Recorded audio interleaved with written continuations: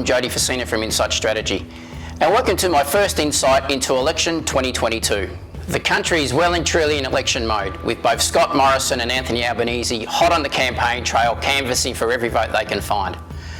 But let's go back 12 months to the beginning of 2021. At the beginning of last year, the only question was how much would Scott Morrison win by, with everybody picking there would have been an early election in October or September last year.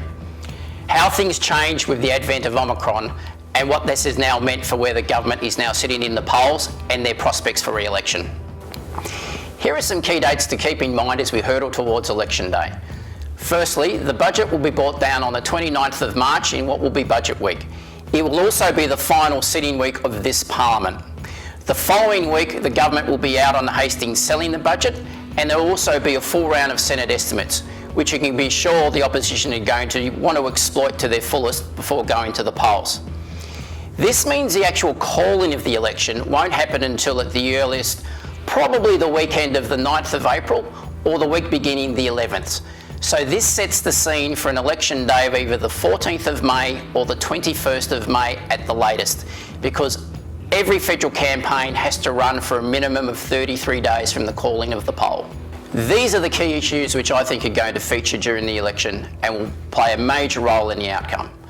Firstly, women, I think, are going to be a determining voting bloc as to who ends up governing Australia. The other two big issues are going to be management of COVID and health. Then they're related for obvious reasons. And the last one will be climate change. It's clear that women in particular have suffered more disproportionately during the COVID lockdown from an economic perspective. Women hold a higher number of casualised jobs in the workforce, and as a consequence, they did it really hard during COVID from an economic perspective. Industries such as retail trade, accommodation and hospitality, childcare, teachers in education, cleaning in particular, are all predominantly women. And so they were the ones to lose their jobs probably quicker than men did, and as a consequence, they did it a lot tougher. The treatment of women more broadly is seen through the advocacy of women like Grace Tame and Brittany Higgins also has been pretty tough for the government. And this issue is certainly coming up in a lot of commentary in regards to how they see the government. And this is why I believe women are going to be a big determining factor in this election. No surprise that healthcare and COVID in particular and the government's management of the pandemic are going to be a big issue during the election. Anthony Albanese and the Labor Party will be keen to make the management of COVID a referendum issue upon which the people decide whether he should leave the country or Scott Morrison should be elected. We saw last year in terms of the rollout of the vaccines, over Christmas, the unavailability of rapid antigen tests, people were angry. And if they take that anger to the ballot box, it's not going to be good for the government. Add on top of that to aged care.